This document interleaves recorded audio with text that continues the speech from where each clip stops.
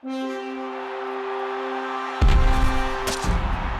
I'm Hub Arkush for Pro Football Weekly as we preview our game of the week for Week 15 of the 2012 NFL season. Two teams with still plenty to play for. The Atlanta Falcons trying to hang on to the number one seed in the NFC. They're going to win the South, but they want to be home the first week of the playoffs. And the New York Giants, they're looking good in the NFC East, but they've got both the Redskins and the Cowboys breathing down their necks. They're desperate for a win here. Associate editor Dan Parr covers the Falcons for Pro Football Weekly. Senior editor Eric Edholm has the New York Giants. And Eric, let's start with the Giants and the likelihood, it seems, that Ahmad Bradshaw might not go. After watching David Wilson last week, some people are saying, so what? Yeah, perfect timing. I mean, Wilson breaks out, and he's been in the doghouse this year for fumbling first and then pass protection issues second. But we saw that explosive ability that made him a first-round pick, and it's just going to be interesting to see how much of the attack, if Bradshaw's not out there, that Wilson will be. Will he be out on third downs, trying to block for Eli Manning? Will he be catching passes? Will he take 20 handoffs? That's going to be a huge part of the game, I think. Dan, I look at what happened in Carolina last week, and I, for one, have no worries about it whatsoever. They're 11-2. That stuff happens over the course of the season. It was a bad spot. But what it also did was continue to highlight some of the question marks about the Falcons that we've had all year long. Where is this football team, and how important is it for them to get a statement win over the Giants? I think it's important for them to play well. I mean, you can lose this game and still be all right after Atlanta. But if you come out like you did against the Panthers and fall behind 23-0, and you're in a hole, it's going to be much harder to dig out of it against the Giants and the pass rush that they have than it was against the Carolina Panthers. So for the Falcons, a team that played to these Giants and lost to them in the playoffs, didn't manage to score a point offensively in that game, in the wild card round in last season's playoffs.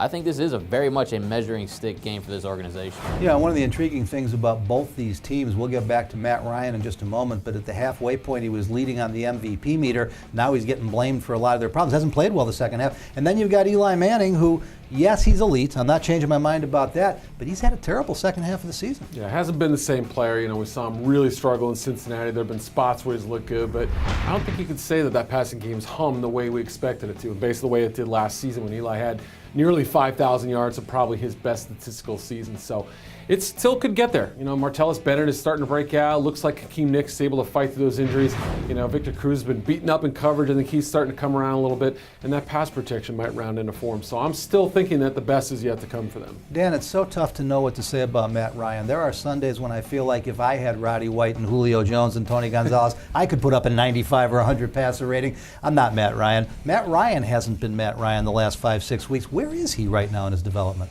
It's a good question, and I think something that could help him out a lot is a balanced offense, which they have not had much of this season with their running game and its issues. He has a season low 35 yards against a not very good Panthers run defense the week before. 3 for 19 on third downs in their past two games. I think that is a number that really jumps out to you. Matt Ryan, if you're putting him into these predictable situations, third and long, second and long, has a really difficult time, and he's not completing passes downfield, not picking up yardage in big chunks as much as he was in that first half of the season. Matt Ryan has been a little bit off every week, it seems like, for the past 4 or 5 weeks. And it's not just the quarterbacks, guys. The Giants they do have the best front seven in football, but there's weeks when they just don't play like it, and I'm hearing that even quietly they may not be all that healthy. Yeah, guys like Justin Tuck, it doesn't look like the same player he did down the stretch last season. OCU Muir's taken a notch down. He's probably in his final season with the Giants.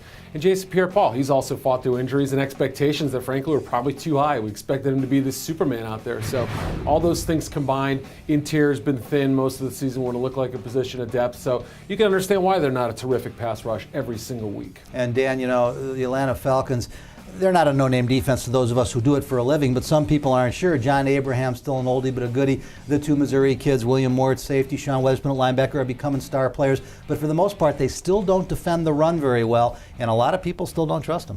Not at all, and against David Wilson, who showed what he could do against the Saints last week, it has to be a concern. William Moore didn't play for the Falcons last week. Will he be out there? That's a question mark. Jonathan Babineau, their best defensive tackle, been banged up. Is he going to be out there?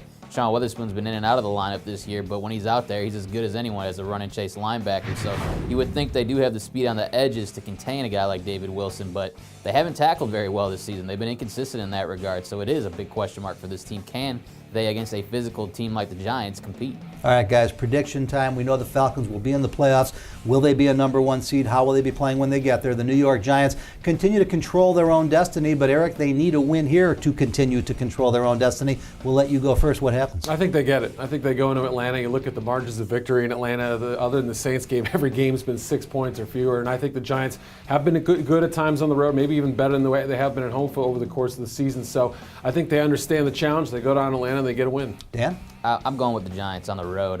Just playing better football than the Falcons right now. And again, just a more balanced team on both sides of the ball than Atlanta. You know what, guys? The only reason I'm going with the Falcons is because so many people are doing what you two just did, and the Giants don't always live up to that. I can't get comfortable with that football team. I think the Falcons want to bounce back here. I think Mike Smith knows how to get it done. It'll be a good football game, but I got a hunch the Giants have some more worry in their future.